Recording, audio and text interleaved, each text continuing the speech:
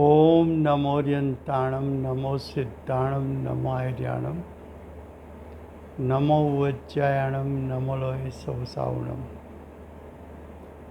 मंगलम भगवान वीरो मंगलम गौतम ओगणी मंगलम कुंद कुंदार्यो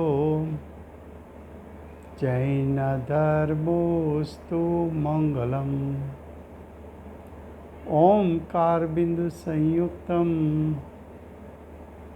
नित्यं जायन्ति योगिनां कामदं मोक्षदं चैव ओंकाराय नमो नमः।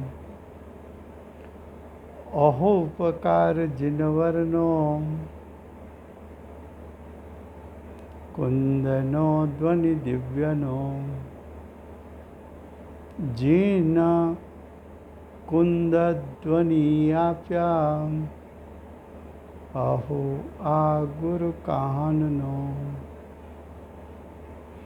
तुझ ज्ञान ध्यान नो रंग अमया दर्श रहो हो शिव पद तक तुझ संग माता हाथ ग्रहो।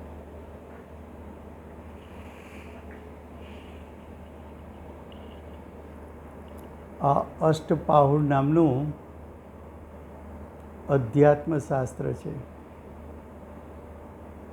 બીજો અધિકાર સૂત્રપાહુર. આચાર્ય ભગવંતે પ્રતિજ્ઞામાં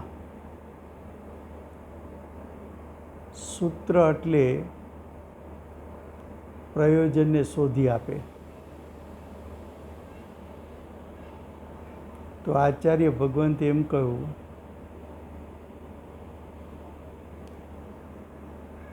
કે સૂત્રનું કાર્ય પ્રયોજનને શોધી આપવાનું છે, પ્રયોજનને પ્રાપ્ત કરાવવાનું છે. પ્રયોજન માટે તીર્થંકર પરમાત્માએ સૂત્ર અનુસાર 3 લિંગનું જ્ઞાન કરાવ્યું છે.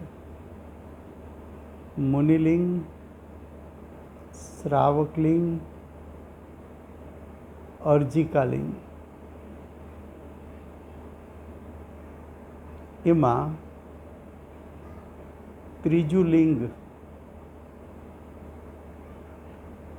અર્જિકાલિંગ એ સ્ત્રીઓનું લિંગ છે. ગાથા 22 એનો અર્થ સ્ત્રીઓનું લિંગ આ પ્રમાણે છે. એકવાર ભોજન કરે,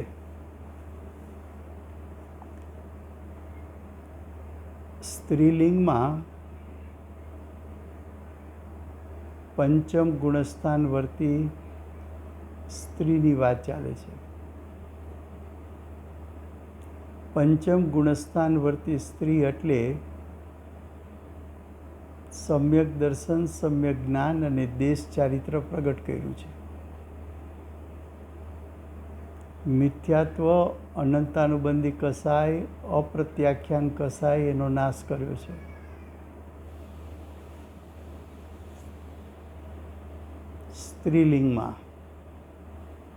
સ્ત્રીલિંગમાં શ્રાવિકા,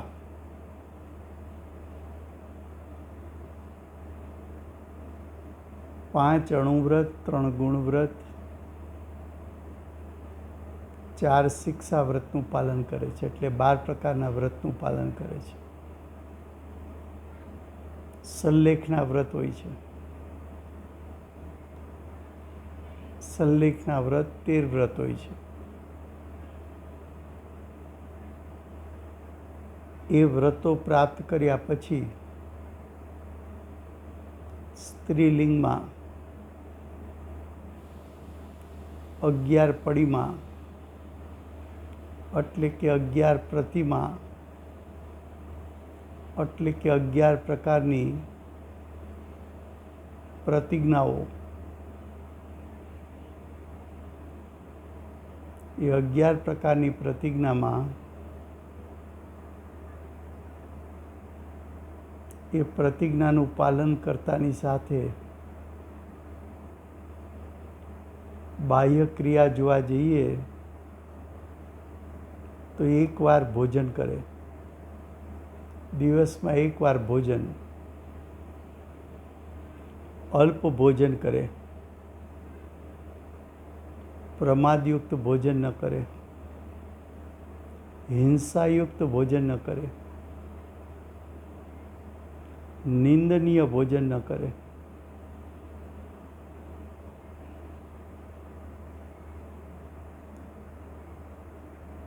એકવાર ભોજન કરે. આર્યકા હોય, આર્યકાય કહેવાય,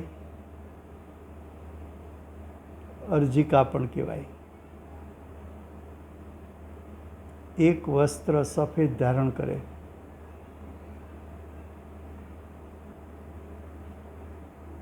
ભોજન કરતા સમયે પણ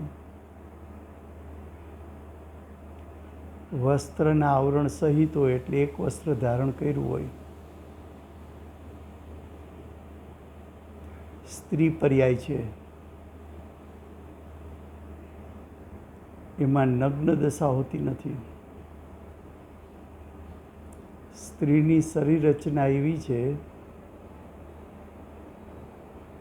કે વસ્ત્ર રહિત રહી ન શકે.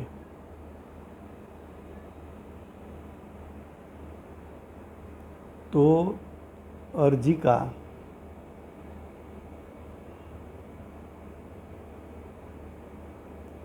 બાર વ્રતનું પાલન કરે, 5 અણુવ્રત, 3 ગુણવ્રત, 4 શિક્ષા વ્રત, 11 પ્રકારની પડિમાનું પાલન કરે,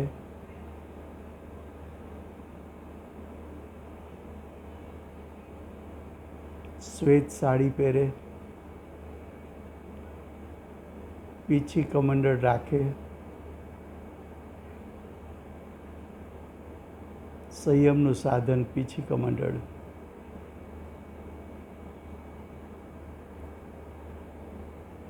શાસ્ત્ર રાખે, નિર્વિકલ્પ દશા છૂટે, ચિંતન કરે, વિશેષ ચિંતનમાં ઉપયોગ રાખવા માટે બાહ્યમાં અવલંબન શાસ્ત્રનું લે, હાથમાં ભોજન કરે, 11 પડિમાનું પાલન કરે, દૂરથી વંદના કરે,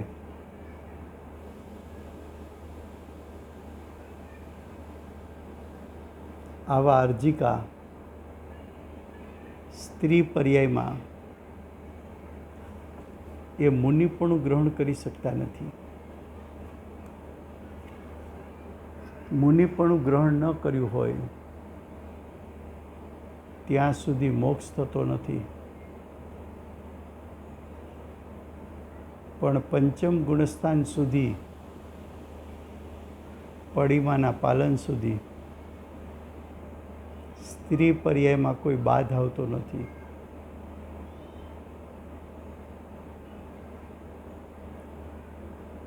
સમ્યક દ્રષ્ટિ પંચમ ગુણસ્થાન વર્તી સ્ત્રી, એને ખ્યાલ છે કે સ્ત્રી પર્યાયમાં મોક્ષ, સ્ત્રી પર્યાયમાં મુનિપણું નહીં આવે, શ્રેણી આરોહણ નહીં થાય કે અર્યંસિત પદ પ્રગટ નહીં થાય. પણ મનુષ્ય પર્યાય મળી છે, એનો એક એક સમય કિંમતી છે. એવો ઉગ્ર પુરુષાર્થ કરે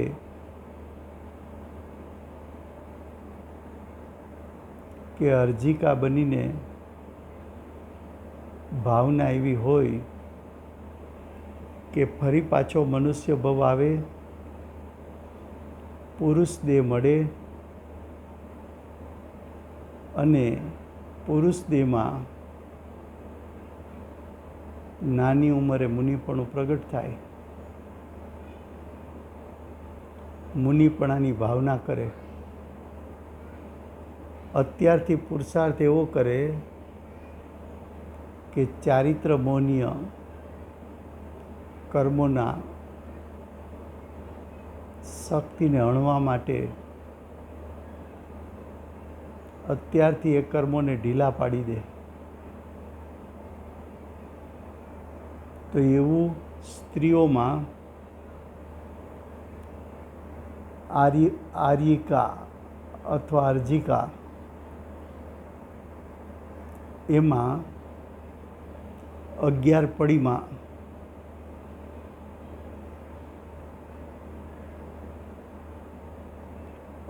પડીમાં એ શ્રાવિકાપણાનું કયું સ્થાન છે એ એમને લીધેલી પડીમાં ઉપરથી નક્કી થાય છે. પ્રથમ પડીમાં લીધી, બીજી લીધી, ત્રીજી લીધી, ચોથી લીધી.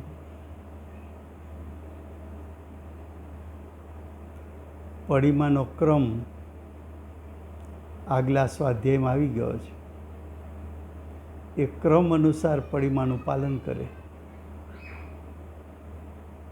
માનો કે 5મી પડીમાં લે સ્ત્રીલિંગમાં, તેનો અર્થ એમ કે 5મી પડીમાં પહેલાં પૂર્વે 4 પડીમાં પ્રગટ કરી લીધી છે. 7મી પડીમાં લે તેનો અર્થ એમ કે 6 પડીમાં પૂર્વે લઈ લીધી છે. અર્જિકા હોય તેની ઓળખ ત્યાંથી થાય કેટલા પડીમાં ધારી છે. 3 પડીમાં, 4 પડીમાં, 5, 6, 7, વધુમાં વધુ 11 પડીમાં છે. એ પડીમાં પ્રમાણે અર્જિકાનું સ્થાન કહેવાય. હવે ભાવાર્થ. સ્ત્રી અર્જિકા પણ હોય અને ક્ષુલ્લિકા પણ હોય, તે બંને જ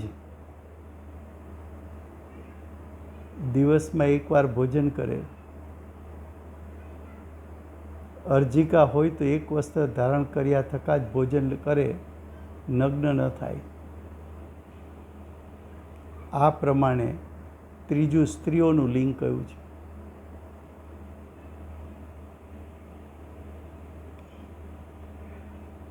હવે આ થઈ ગાથા 22. હવે ગાથા 23. એનું હેડિંગ છે કે આગળ કહે છે કે વસ્ત્ર ધારકનો મોક્ષ નથી. વસ્ત્ર ધારણ કર્યું એ એમ બતાવે છે કે શરીર પ્રત્યે રાગ છે. વસ્ત્ર ધારણ કર્યું એનો અર્થ એમ કે પરિગ્રહનો રાગ છે. આવો રાગ વિદ્યમાન છે ત્યાં સુધી મુનિપણું પણ પ્રગટતું નથી. અને મુનિપણું જ ન પ્રગટે તો શ્રેણી આરોહણ ક્યાં થાય? અને શ્રેણી આરોહણનું ફળ મોક્ષની પ્રાપ્તિ ક્યાંથી થાય?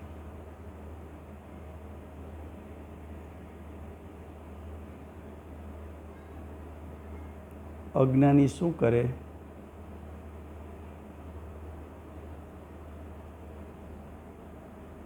એક મુનિરાજ જંગલમાં વિચરે છે. ભાવલિંગી સંત છે. ભાવલિંગ પૂર્વક દ્રવ્યલિંગનું યથાર્થ પાલન છે. અજ્ઞાની જીવ એવા મુનિરાજના દર્શન કરવા ગયો તો મુનિરાજનો આત્મા તો અરૂપી છે, એના પરિણામ પણ અરૂપી છે. મુનિનું બાહ્ય સ્વરૂપ જોયું કે નગ્ન દિગંબર દશા છે, હાથમાં કમંડળ છે, પીછી છે, વન જંગલમાં રહે છે. મુનિરાજ ભોજન માટે શહેર તરફ આવે છે. મુનિરાજને નવધા ભક્તિથી આહારદાન કરાવાય છે. મુનિ ખડા આહાર લે છે, એકવાર આહાર લે છે, અલ્પ આહાર લે છે.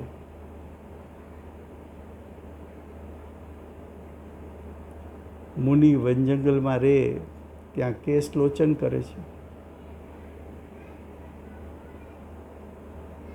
અદંત ધોવન, અસ્નાનતા આવા બાહ્ય લક્ષણ જોઈને આવ્યો. મુનિરાજનો આત્મા અરૂપી, એના પરિણામ અરૂપી. અંતરંગ ભાવ શું આત્માનો, એનો પરિચય ન કર્યો અને એને એમ થયું કે હું પણ મુનિપણું લઈ લઉં. ઘર બાર છોડી દીધા, વસ્ત્ર ત્યાગ કરી દીધો, પીછી કમંડળ લઈ લીધા, બાહ્ય ક્રિયાઓ કરી, શુભભાવ કર્યા, અંતરંગમાં વિતરાગતા પ્રગટ ન કરી, તો બાહ્યથી નગ્નપણું ધારણ કરવાથી મોક્ષ થતો નથી. જો નગ્નપણાથી મોક્ષ હોય તો પશુ પક્ષીઓ પણ નગ્ન છે, વસ્ત્ર રહિત છે. નાના બાળકો વસ્ત્ર રહિત છે.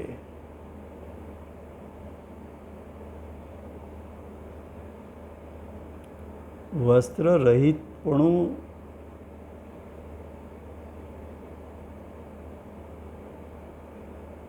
શું દર્શાવે છે? નગ્ન શરીરપણું છે એટલું જ દર્શાવે છે કે નગ્નપણું શરીર પ્રત્યે મુનિરાજને અંતરંગ ભાવમાં મોહ ગળી ગયો છે એમ દર્શાવે છે. વૃક્ષ ઉપર ફળ લાગ્યું હોય, એ ફળ પાકી જાય, નીચે પડે, એ જે ફળ હોય એ ફળ અને ડાળીને જોડતી એક દાંડી હોય. એ દાંડીનો અંદરનો રસ સુકાઈ ગયો એટલે એ ફળ ઝાડની ડાળી ઉપરથી છૂટું પડીને નીચે પડી ગયું.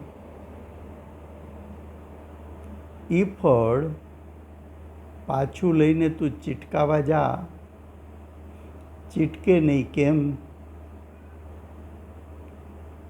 ફળની સાથે જોડાયેલી દાંડી, એમાં જે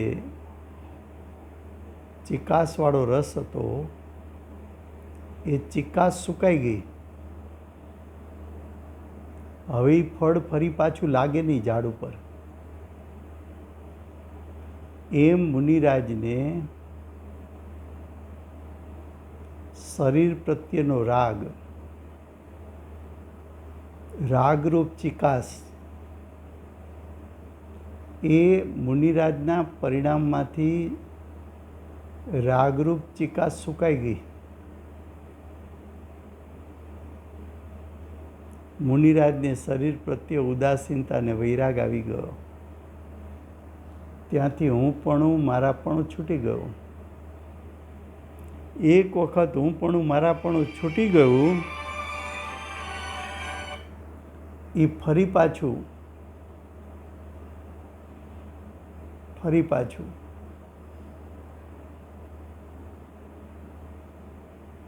હુંપણું કે મારાપણું થવાનું નથી.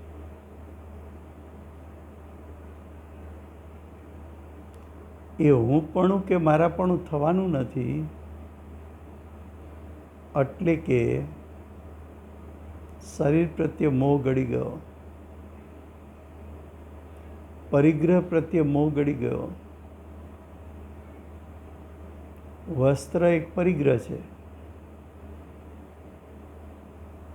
એ વસ્ત્રનો મોહ ગળી ગયો, શરીર પ્રત્યે મોહ ગળી ગયો. તો અંતરંગનો ભાવ વૈરાગવંત થયો. એને કારણે મુનિરાજને વસ્ત્ર નથી, નગ્નપણું છે.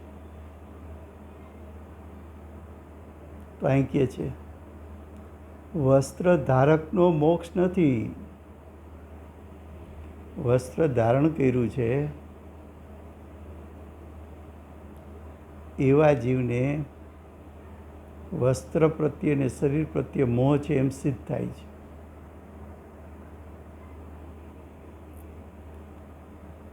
એકલું નગ્નપણું એટલે કે દર્શન મોહ અને ચારિત્ર મોહ છૂટ્યા વગરનું નગ્નપણું.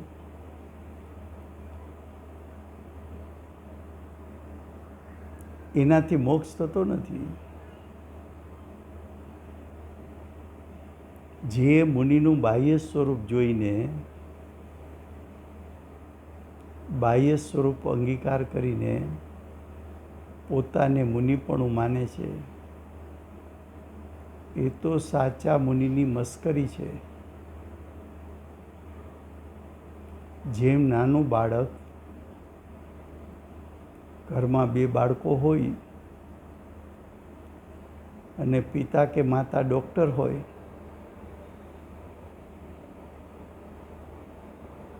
તો માતા પિતા આઘા પાછા હોય તો બાળક એનું સ્ટેથોસ્કોપ કાનમાં લગાવે. નાના ભાઈને કહે ચાલ તું સૂઈ જા પલંગ ઉપર, હું તને તપાસી દઉં.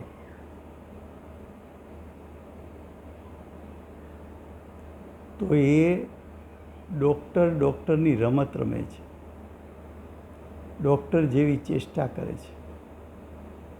ડૉક્ટર સંબંધીનું જ્ઞાન નથી, શ્રદ્ધા નથી, આચરણ નથી.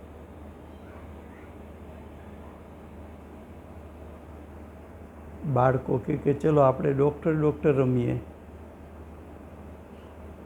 એમાં અજ્ઞાની આત્માના શ્રદ્ધા, જ્ઞાન અને આચરણ વગર મુનિ જેવી ચેષ્ટા કરીને બાળક જેવી ચેષ્ટા કરીને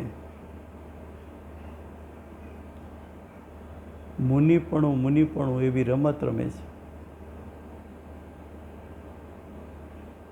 મુનિપણાનો અંતરંગમાં શુદ્ધ ભાવ પ્રગટ થયો નથી.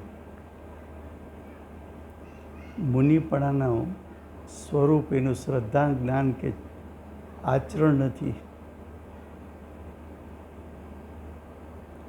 વસ્ત્ર કાઢવાથી મુનિપણું આવતું હોય તો તિર્યંચમાં પણ મુનિપણું હોવું જોઈએ. ત્યાં તો નિષેધ કર્યો, મુનિપણું નથી, શ્રેણી આરોહણપણું નથી, તિર્યંચને મોક્ષ નથી. એ તો વસ્ત્ર રહિત છે.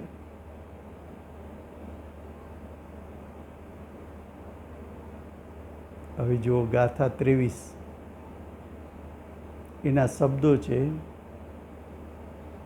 નહીં વસ્ત્ર ધરસી દિલહે તે હોય તીર્થંકર બલે બસ નગ્ન મુક્તિ માર્ગ છે, બાકી બધા પુણ્ય માર્ગ છે. જીન શાસનમાં આ પ્રમાણે કહ્યું છે. વિચાર તો કરો કે સમ્યક દર્શન જ્ઞાન ચારિત્ર પ્રગટ થયું સ્ત્રી પર્યાયમાં.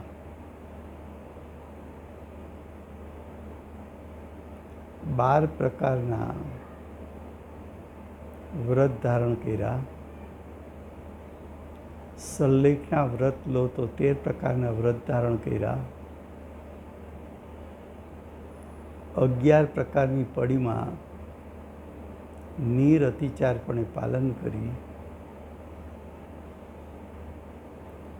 માત્ર એક વસ્ત્ર ધારી પીછી કમંડળ છે, ખડાખડા આહાર લે છે, એકવાર અલ્પ આહાર લે છે, નિર્દોષ આહાર લે છે, મોક્ષ માર્ગમાં ઊભા છે,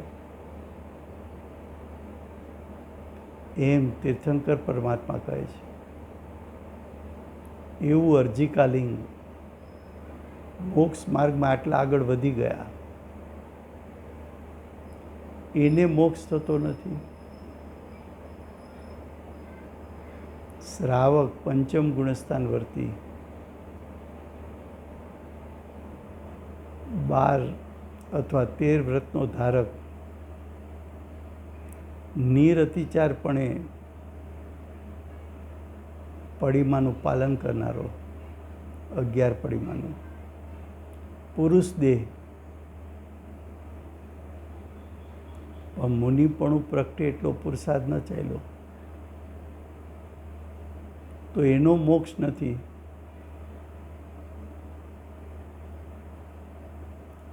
અને જે સમ્યક દર્શન જ્ઞાન ચારિત્ર પ્રગટ થયું નથી, ચોથું કે પાંચમું ગુણસ્થાન પ્રાપ્ત થયું નથી, અને શરીર ઉપરથી માત્ર વસ્ત્ર દૂર કરે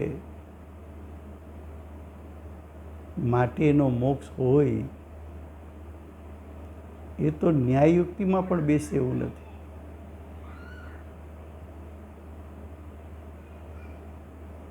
હવે અર્થ જે શાસનમાં એ પ્રમાણે કહ્યું છે કે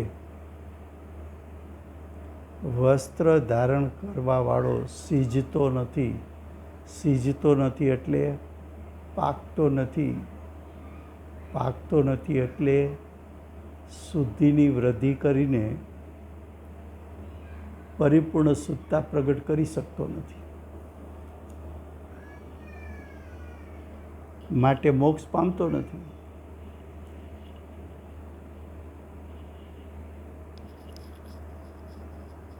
તીર્થંકરનું દ્રવ્ય હોય તો જ્યાં સુધી ગ્રહસ્થ રહે, શ્રાવક રહે, ત્યાં સુધી મોક્ષ પામતા નથી. તીર્થંકર ગોત્ર બાંધ્યું હોય ચતુર્થ ગુણસ્થાનમાં, સમ્યક દ્રષ્ટિ, તીર્થંકર ગોત્ર બંધાણું, સમ્યક દર્શન પ્રાપ્ત કરીને સ્વર્ગમાં ગયા. સ્વર્ગમાંથી મનુષ્ય દેહ ધારણ કર્યો. નાની વયે પુરુષાર્થ કરી સમ્યક દર્શન પ્રાપ્ત કર્યું. શ્રાવકપણું ધારણ કર્યું. 13 પ્રકારના વ્રત પ્રગટ કર્યા.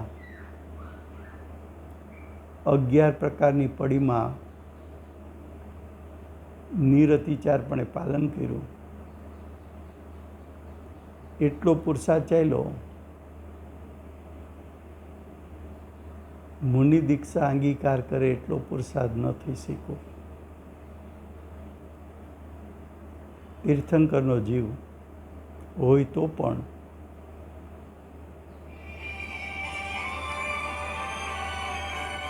તો પણ દિગંબર રૂપ ધારણ કરે એટલે કે મુનિપદ ધારણ કરે ત્યારે મોક્ષ પામે. કારણ કે નગ્નપણું જ મોક્ષ માર્ગ છે. આ તીર્થંકર ભગવાનની વાણી સાંભળીને કુંકુંદાચાર્ય દેવ આવ્યા છે. પોતે નગ્નપણું ધારણ કર્યું છે.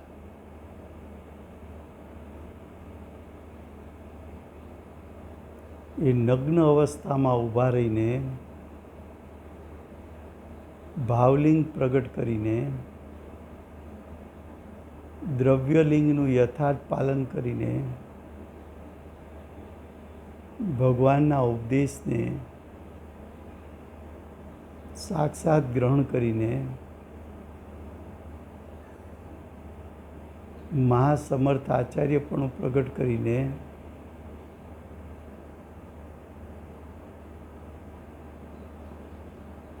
કુંકુંદાચાર્ય દેવ એમ કહે છે કે ભગવાને દર્શાવેલા સૂત્ર પ્રમાણે ભગવાને દર્શાવેલા ઉપદેશ પ્રમાણે દિગંબર રૂપ ધારણ કર્યા વગર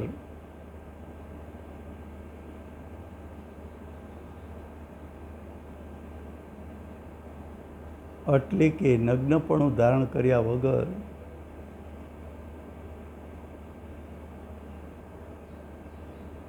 મોક્ષ માર્ગ પ્રગટતો નથી. ભાવલિંગ સાથે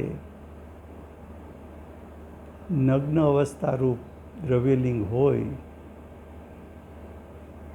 તો એવું નગ્નપણું જ મોક્ષ માર્ગ છે. બાકીના સર્વ વેશ લિંગ ઉન્માર્ગ છે, મિથ્યા માર્ગ છે. 363 મતમાં ક્યાંય આવું મુનિપણું દર્શાવ્યું નથી. જૈનોના ફિરકામાં પણ આવું મુનિપણું દર્શાવ્યું નથી.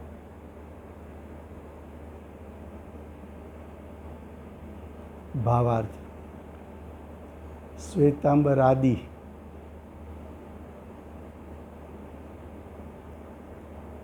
જૈનનો ફિરકો શ્વેતાંબર, અન્ય ફિરકાઓ પણ છે.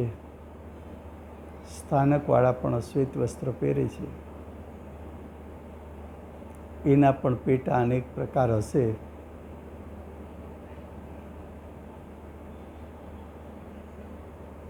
એવા વસ્ત્ર ધારકને પણ મોક્ષ કહે છે તે મિથ્યા છે.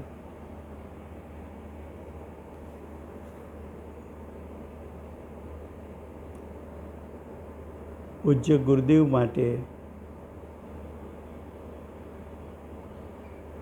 સિમંદર ભગવાનની વાણીમાં એમ આવ્યું કે કુંકુંદાચાર્ય દેવના માર્ગને પ્રવર્તાવશે. કુંકુંદાચાર્ય દેવનો માર્ગ તો નગ્ન દિગંબર દશા છે.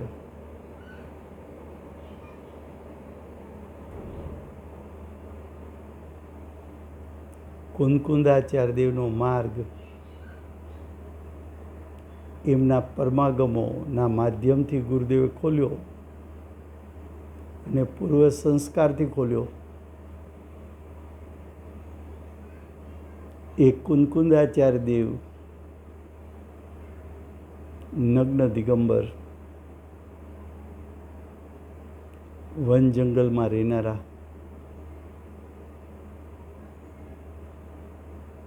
વિશ્વથી ઉદાસીન, વૈરાગવંત, પરિગ્રહ અને દેહ પ્રત્યે મમત્વના ત્યાગી,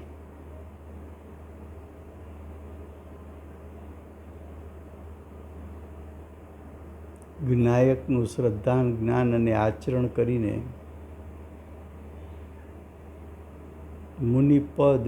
મુનિપદનું સર્વશ્રેષ્ઠ પદ, આચાર્ય પદ, જેને ગ્રહણ કર્યું. મહાવીર ભગવાનની પરંપરાનો ઉપદેશ પચાવ્યો. મહાસમર્થ આચાર્યપણું પ્રગટ કર્યું. વૃદ્ધિઓ તપને કારણે પ્રગટી. તીર્થંકર ભગવાનનો વિરહ લાગ્યો. અંદરથી વિકલ્પ ઉઠ્યો તીર્થંકરને વંદન કરવાનો, એમની વાણી સાંભળવાનો. વૃદ્ધિ દ્વારા મહાવિદ્ય ક્ષેત્રમાં ગયા. સાક્ષાત ક્ષાયિક અને યતિ અને શ્રાવકનું સ્વરૂપ સાંભળ્યું.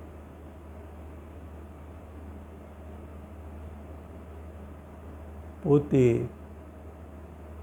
શ્રાવક થઈને મુનિપણું ગ્રહણ કરેલું છે.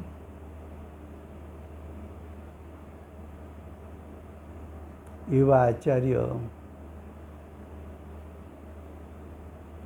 સાચું મુનિપણું શું છે એ કોઈ અન્ય મતો સાથે રાગદ્વેષ રાખ્યા વગર જેમ છે તેમ વસ્તુનું સ્વરૂપ બતાવે છે.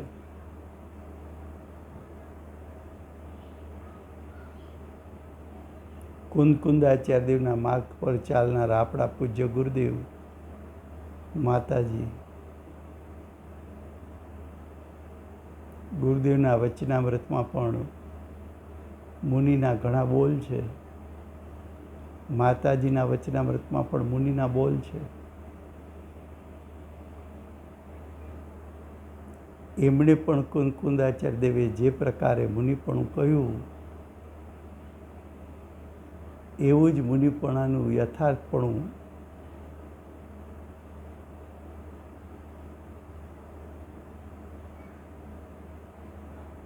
ગુરુદેવ માતાજીને એ વાત યથાર્થ લાગી.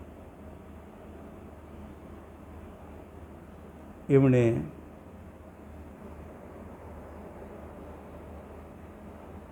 મુનિપણું કેવું હોય, શ્રાવકપણું કેવું હોય, અર્જિકાપણું કેવું હોય,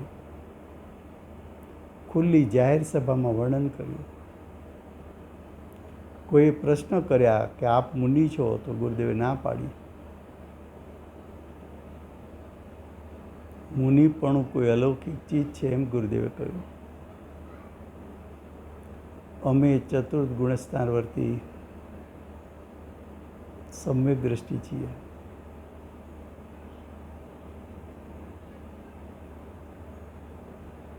ચતુર્થ ગુણસ્થાનવર્તી સમ્યક દ્રષ્ટિ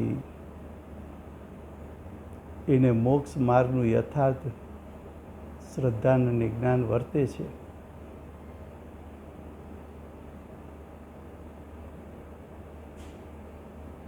હવે કે છે સ્ત્રીઓને દીક્ષા નથી તેનું કારણ કહે છે. સ્ત્રી પર્યાય. મનુષ્યમાં 3 પ્રકારની પર્યાય હોય છે. પુરુષ દેહ ધારણ કરવો, સ્ત્રી દેહ ધારણ કરવો, નપુંસક દેહ ધારણ કરવો. એમાં સ્ત્રી પર્યાય અને નપુંસક દેહમાં મુનિપણું કે શ્રેણી આરોહણપણું કે અર્યંસિત પદની પ્રગટતા થતી નથી. 2000 સાગર ત્રસ પર્યાયનો કાર્ડ, એમાં પુરુષના ભવ કુલ 16 મળે. એ 16માં 8 પુરુષ દેહ તો અપર્યાપ્ત છે. પર્યાપ્તિ પૂરી લઈને આવ્યા નથી.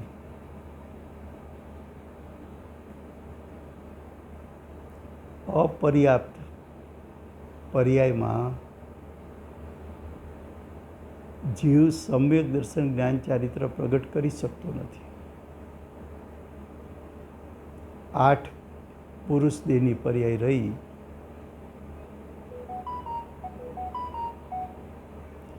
એ 8 ભૌત અને પુરુષ દેહના મળ્યા.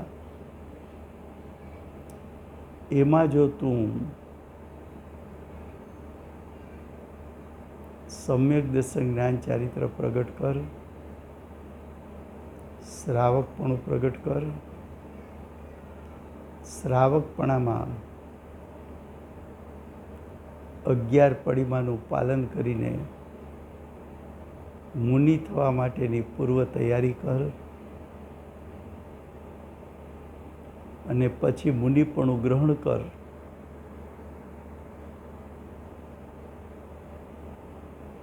પુરુષ દેહમાં મુનિપણું છે.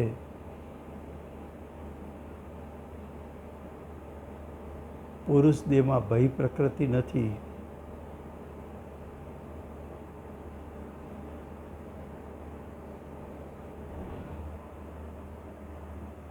સ્ત્રીઓ જેવી શરીર રચના નથી. સ્ત્રીઓના શારીરિક પ્રશ્નો, એની શંકાઓ,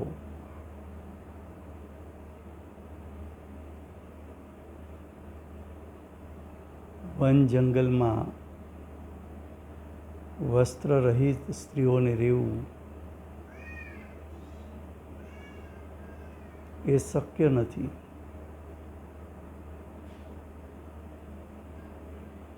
તો એ વાત 24 ગાથામાં આગળ કરશે કે સ્ત્રીઓને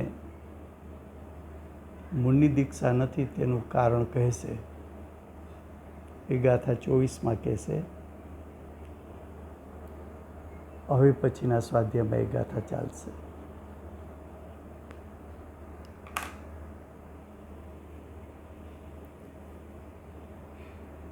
યથાર્થ લિંગનું શ્રદ્ધાનને જ્ઞાન કરાવનાર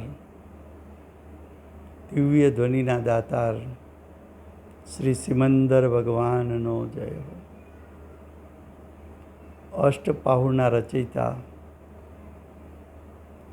કુંદકુંદાચાર્ય દેવનો જય હો. અષ્ટપાહુનો ભાવ સમજાવનાર પરમ કૃપાળુ શ્રી સદગુરુ દેવનો જય હો. તત્વચર્ચા દ્વારા શંકાઓને દૂર કરનાર પ્રસમમૂર્તિ ભગવતી માતનો જય. અષ્ટજીનવાણી માતનો જય. પરમ દિગંબર જૈન ધર્મનો જય.